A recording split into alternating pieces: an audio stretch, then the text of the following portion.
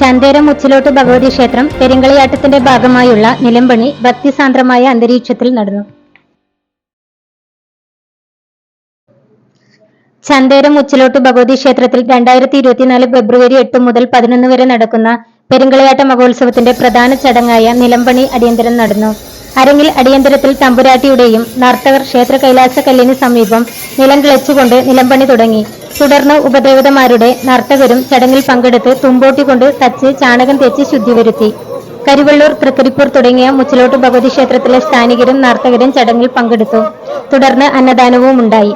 നിലമ്പണിയോട് പെരുങ്കളിയാട്ടത്തിന്റെ ഒരുക്കങ്ങൾക്ക് തുടക്കമായി. തുടർന്നുള്ള 1.5 മാസക്കാലം ബാല്യക്കാരും സ്ത്രീകളും നിലമ്പണിയിൽ പങ്കാളികളാവും. കന്നിക്കലവറ, കലവറകൾ, ഭക്ഷണപ്പുര, 4 പന്തൽ തുടങ്ങിയവയുടെ നിർമ്മാണവും നടക്കും. പെരുങ്കളിയാട്ടത്തിന്റെ വരച്ചുവെക്കൽ ചടങ്ങ് 2024 ഫെബ്രുവരി 2 നടക്കും.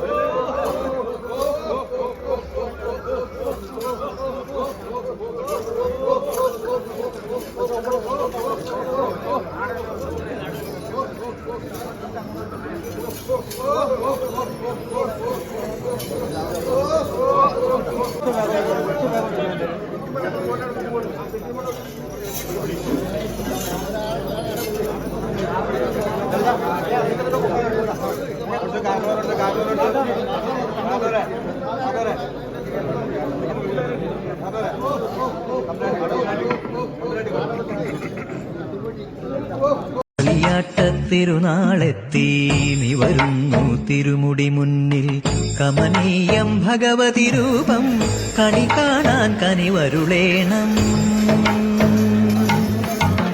മലതാരി മായാതെന്നും തെളിയേണം ഭഗവതി രൂപം, മഹിതമണിക്കിണർ തൊട്ടുയരും തിരുമുടി കണി കാണാൻ. MKC bureau, Trikaripur.